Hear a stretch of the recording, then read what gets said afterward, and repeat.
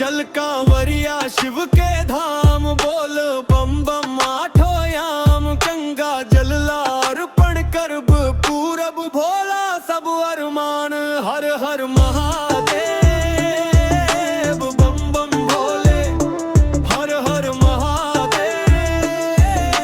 बम बम भोले। सावन मास पवित्र आयल, हरियर धरती मुस्कायल। डमरू बाजे गूंजे नगरी, भोला बाबा खुशी मनायल। कांधा पर कांवर सजायल, मन में श्रद्धा के दीप जरायल। देवघर बैद्यनाथ धाम चलू, महादेव छदियापन सहायल।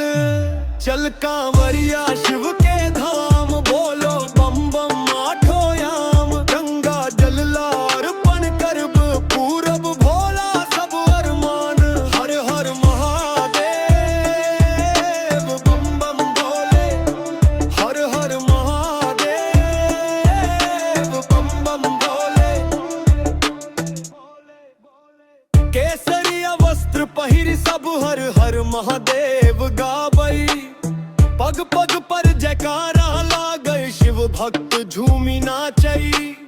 बेल पत्र धतुरा चढ़ायब, दूध जल संग अभिषेक करायब। भोलेनाथ कृपा बरसायब, जीवन सफल बनायब। चल कांवरिया शिव के धाम, बोलो बम बम आठो याम। गंगा जल अर्पण करब पूरब, भोला सब अरमान। हर हर महादेव बम बम भोले, हर हर महादेव बम बम भोले।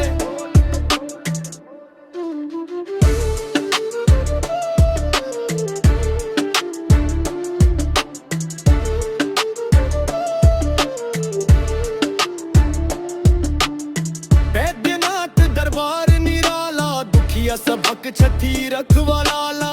जे श्रद्धा से नाम जपई छथी, भरी दायित छथी झोली खाली। जय जय भोला शंकर दानी, त्रिपुरारी कैलाश निवासी। हर हर बम बम गूंजी उठे, सावन बने परम सुख राशि। चल कांवरिया शिव के धाम, जय बैद्यनाथ जय शिव धाम। गंगा जल सम पूजा करब, भोला रखथी सबके मान। हर हर महादेव बम बम भोले,